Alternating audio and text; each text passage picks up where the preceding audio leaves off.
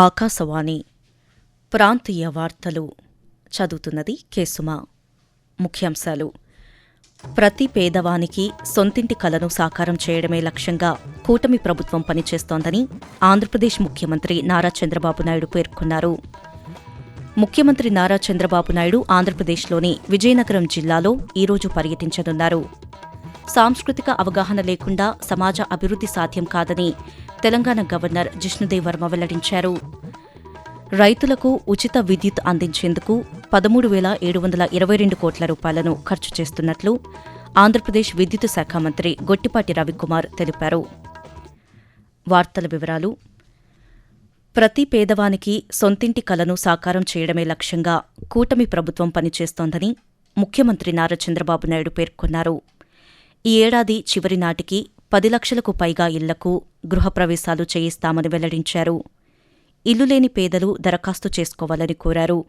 శాసనసభ సమావేశాల్లో నిన్న గృహ నిర్మాణ శాఖ పద్దుపై ముఖ్యమంత్రి ప్రసంగిస్తూ 29 లోపల అందరికీ ఇంటి జాగా ఇవ్వాలని, పట్టణ ప్రాంతాల్లో 2 సెంట్లు, గ్రామీణ ప్రాంతాల్లో 3 సెంట్లు, ఎక్కడన్నా గాని ఇంటి జాగా దొరక్కపోతే అపార్ట్మెంట్స్ కూడా కట్టించి అందరికీ ఇల్లు ఇవ్వాలనేది ఈ ప్రభుత్వం యొక్క డెసిషన్ అని చెప్పి కూడా నేను మీకు తెలియజేస్తున్నా. ఉగాది కంటే 2 రోజుల ముందు 3 లక్షల ఇండ్లు గృహ ప్రవేశాలు చేస్తాం. జూన్ 2026 2,50,000, సెప్టెంబర్లో ఇంకొక 2,10,000 చేస్తాం. ఇప్పటి వరకు ఇళ్లు రాని వాళ్ళందరూ అప్లై చేసుకోండి. ముఖ్యమంత్రి నారా చంద్రబాబు నాయుడు విజయనగరం జిల్లాలో ఈరోజు పర్యటించనున్నారు. ఉదయం అమరావతి నుంచి బయలుదేరి చీపురుపల్లి మండలంలోని రావివలస గ్రామానికి చేరుకుంటారు. Human papilloma virus HPV vaccination కార్యక్రమాన్ని జాతీయ స్థాయిలో ప్రధానమంత్రి నరేంద్ర మోదీ రాజస్థాన్లోని అజ్మీర్ నుంచి ఈరోజు ప్రారంభిస్తారు. ఈ వ్యాక్సినేషన్ కార్యక్రమానికి ముఖ్యమంత్రి రావివలస నుంచి వర్చువల్గా హాజరవుతారు. అనంతరం రాష్ట్రంలో చేపట్టనున్న ఈ వ్యాక్సినేషన్ కార్యక్రమాన్ని ముఖ్యమంత్రి ప్రారంభిస్తారు. గ్రామంలో ఏర్పాటు చేసిన ప్రజావేదిక సభలో ఆయన ప్రసంగిస్తారు. అనంతరం రావివలసలోని ఎన్టీఆర్ భరోసా పింఛన్ల లబ్దిదారుల ఇళ్లకు వెళ్లి పింఛన్లు పంపిణీ చేస్తారు.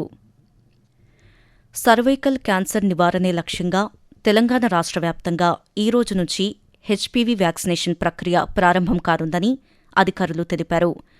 కింగ్ కోటి డిస్ట్రిక్ట్ ఆసుపత్రిలో ఈ ఉదయం 11 గంటలకు హెచ్పీవీ వ్యాక్సినేషన్ పంపిణీ కార్యక్రమాన్ని ఆరోగ్య శాఖ మంత్రి దామోదర్ రాజనరసింహ ప్రారంభించనున్నట్లు వెల్లడించారు. రాష్ట్ర వ్యాప్తంగా సుమారు 4 లక్షల మంది బాలికలకు వ్యాక్సిన్ ఇవ్వనున్నట్లు తెలిపారు. ఆంధ్రప్రదేశ్ రాష్ట్ర వ్యాప్తంగా ఎన్టీఆర్ భరోసా పింఛన్లను స్వర్ణ గ్రామ వార్డు శాఖ సిబ్బంది లబ్దిదారులకు ఈరోజు పంపిణీ చేస్తున్నారు. రేపు ఆదివారం సందర్భంగా సెలవు కావడంతో ఒకరోజు ముందుగానే పింఛన్లను పంపిణీ చేయాలని ప్రభుత్వం నిర్ణయించింది. కొత్తగా మంజూరు చేసిన 8,997 వితంతు పింఛన్లతో కలిపి మొత్తం 62,76,322 మంది లబ్దిదారులకు 2,725 కోట్ల 79 లక్షల రూపాయలను ఇంటి వద్దే పంపిణీ చేస్తారని అధికారులు వెల్లడించారు. ఈరోజు పంపిణీ చేయగా మిగిలిన పెన్షన్లను వచ్చే నెల 2వ తేదీన అందజేయనున్నట్లు పేర్కొన్నారు. సాంస్కృతిక అవగాహన లేకుండా సమాజ అభివృద్ధి సాధ్యం కాదని తెలంగాణ గవర్నర్ జిష్ణుదేవ్ వర్మ పేర్కొన్నారు. జీఐ ఆన్ వీల్స్ కార్యక్రమాన్ని హైదరాబాదులోని మహాత్మాగాంధీ బస్ స్టేషన్లో మంత్రి పొన్నం ప్రభాకర్తో కలిసి ఆయన నిన్న ప్రారంభించారు. జీఐ గుర్తింపు పొందిన కళారూపాలపై ప్రజల్లో అవగాహన పెంపొందించడం, వాటిని ప్రాచుర్యంలోకి తీసుకురావడం ఈ కార్యక్రమం ముఖ్య ఉద్దేశమన్నారు.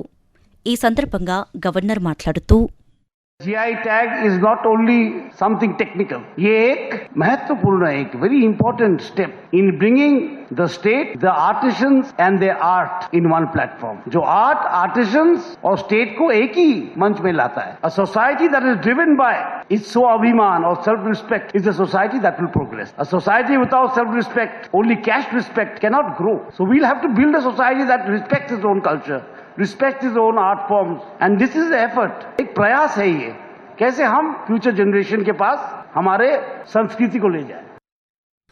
ఆకాశవాణి ప్రాంతీయ వార్తలు వింటున్నారు. ఉభయ తెలుగు రాష్ట్రాల్లో ఇంటర్మీడియట్ పరీక్షలు కొనసాగుతున్నాయి. ఇందులో భాగంగా ఆంధ్రప్రదేశ్లో ఇంటర్ ద్వితీయ సంవత్సరం విద్యార్థులకు ఈరోజు చరిత్ర, బోటనీ పరీక్షలు జరుగుతున్నాయి. తెలంగాణలో ఇంటర్మీడియట్ ద్వితీయ సంవత్సరం విద్యార్థులకు ఈరోజు ఆంగ్లం పరీక్ష జరుగుతుంది. రాష్ట్రంలో రైతులకు ఉచిత విద్యుత్ అందించడం కోసం కూటమి ప్రభుత్వం 13,722 కోట్ల రూపాయలను ఖర్చు చేస్తోందని ఆంధ్రప్రదేశ్ విద్యుత్ శాఖ మంత్రి గొట్టిపాటి రవికుమార్ తెలిపారు. శాసనసభ ప్రశ్నోత్తరాల్లో భాగంగా సభ్యులు అడిగిన ప్రశ్నలకు ఆయన సమాధానమిస్తూ రైతుల కోసం ఇప్పటి వరకు 1,10,000 వ్యవసాయ కనెక్షన్లు మంజూరు చేసినట్లు వెల్లడించారు. గోపాలపురం నియోజకవర్గంలో వ్యవసాయ సీజన్ కారణంగా ట్రాన్స్ఫార్మర్లు ఇవ్వలేకపోయామని పేర్కొంటూ విద్యుత్ ట్రాన్స్ఫారాలు వ్యవసాయ సీజన్ ఉంది కాబట్టి ఇవ్వలేకపోయాము. ఇప్పటి నుంచి బిగిన్ చేసి మిగతా 229 ఉన్నాయో అవన్నీ కూడా తొందరలోనే కంప్లీట్ చేస్తాం సార్. అగ్రికల్చర్ సంబంధించి ఉచిత విద్యుత్ సంబంధించి ఈ ప్రభుత్వం దాదాపు 13,722 కోట్ల రూపాయలు ఖర్చు పెడుతుంది సార్. ఈ సంవత్సరం అయితే దాదాపు రాష్ట్రం మొత్తం మీద 1,10,000 పైన అగ్రికల్చర్ కనెక్షన్స్ ఇచ్చాము. అట్లానే ట్రాన్స్ఫారాలు కొన్ని చోట్ల తక్కువ హైట్ లో ఉన్నాయి, వాటి వల్ల యాక్సిడెంట్స్ జరుగుతున్నాయి అంటున్నారు. మా దృష్టికి తీసుకొస్తే కనుక ఇమీడియట్ గా వాటిని సరిచేసి యాక్సిడెంట్స్ జరగకుండా నివారించడానికి ఈ ప్రభుత్వం చర్యలు తీసుకుంటుంది. తెలంగాణను పోషకాహార లోపం లేని రాష్ట్రంగా మార్చేందుకు ప్రభుత్వం కృషి చేస్తోందని మహిళా శిశు సంక్షేమ శాఖ మంత్రి దనసరి సీతక్క అన్నారు. రాష్ట్ర వ్యాప్తంగా అంగన్వాడీ చిన్నారులకు అల్పాహార పథకాన్ని త్వరలో ప్రారంభిస్తామని స్పష్టం చేశారు. హైదరాబాదులోని మహిళా శిశు సంక్షేమ శాఖ డైరెక్టర్ కార్యాలయంలో శాఖాపరమైన సమగ్ర సమీక్ష సమావేశాన్ని మంత్రి నిన్న నిర్వహించారు. ఈ సమావేశంలో బడ్జెట్ కేటాయింపులు, చేసిన ఖర్చులు, వచ్చే ఆర్థిక సంవత్సరంలో అమలు చేయబోయే పథకాలు, అంగన్వాడీ భవనాల నిర్మాణం, ప్రీస్కూల్ యాక్టివిటీ తదితర అంశాలను సమీక్షించారు. ఆస్ట్రేలియా పర్యటనలో భాగంగా భారత మహిళల జట్టు హోబర్ట్లో నిన్న జరిగిన రెండో వన్డేలో 5 వికెట్ల తేడాతో ఓటమి పాలైంది. తొలుత బ్యాటింగ్ చేసిన భారత జట్టు 50 ఓవర్లకు 9 వికెట్లను కోల్పోయి ఆస్ట్రేలియా ముందు 251 పరుగుల లక్ష్యాన్ని ఉంచింది. ఆ లక్ష్యాన్ని ఆస్ట్రేలియా జట్టు 36.1 ఓవర్లలో 5 వికెట్లు నష్టానికి ఛేదించింది. తొలి వన్డేలో 6 వికెట్ల తేడాతో ఓడిన భారత జట్టు మరో వన్డే మిగిలి ఉండగానే సిరీస్ను చేజార్చుకుంది. వాతావరణం. దక్షిణ అంతర కర్ణాటక నుండి మరాఠ్వాడా, మహారాష్ట్ర వరకు సగటు సముద్రమట్టానికి 0.9 కిలోమీటర్ల ఎత్తులో ద్రోణి విస్తరించి కొనసాగుతోందని, ఆంధ్రప్రదేశ్, యానాంలలో దిగువ ట్రోపో ఆవరణంలో నైరుతి, ఆగ్నేయ దిశగా గాలులు వీస్తున్నాయని అమరావతిలోని భారత వాతావరణ కేంద్రం తెలిపింది. వీటి ఫలితంగా కోస్తాంధ్ర, యానాం, రాయలసీమల్లో ఈరోజు పొడి వాతావరణం ఏర్పడే అవకాశముందని వాతావరణ కేంద్రాధికారి బి. శేఖర్ పేర్కొన్నారు. 1-2 చోట్ల పొగమంచు కురిసే అవకాశముందని వెల్లడించారు. రానున్న 3 రోజులు ఉష్ణోగ్రతల్లో గణనీయమైన మార్పులు ఉండవని తెలిపారు. తెలంగాణలో రానున్న 5 రోజుల పాటు పొడి వాతావరణం నెలకొంటుందని హైదరాబాదులోని వాతావరణ కేంద్రం పేర్కొంది. జాతీయ సైన్స్ దినోత్సవాన్ని ఈరోజు నిర్వహిస్తున్నారు. సర్ సివి రామన్గా పేరుగాంచిన ప్రముఖ భౌతిక శాస్త్రవేత్త, నోబెల్ పురస్కార గ్రహీత, భారతరత్న చంద్రశేఖర్ వెంకటరామన్ 1928 ఫిబ్రవరి 28న కాంతి కిరణాలకు సంబంధించిన రామన్ ఎఫెక్టును కనుగొన్న సందర్భాన్ని పురస్కరించుకుని జాతీయ సైన్స్ దినోత్సవం నిర్వహిస్తున్నారు. ప్రాంతీయ వార్తలు ముగించే ముందు ముఖ్యాంశాలు మరోసారి. ప్రతి పేదవానికి సొంతింటి కలను సాకారం చేయడమే లక్ష్యంగా కూటమి ప్రభుత్వం పనిచేస్తోందని ఆంధ్రప్రదేశ్ ముఖ్యమంత్రి నారా చంద్రబాబు నాయుడు పేర్కొన్నారు.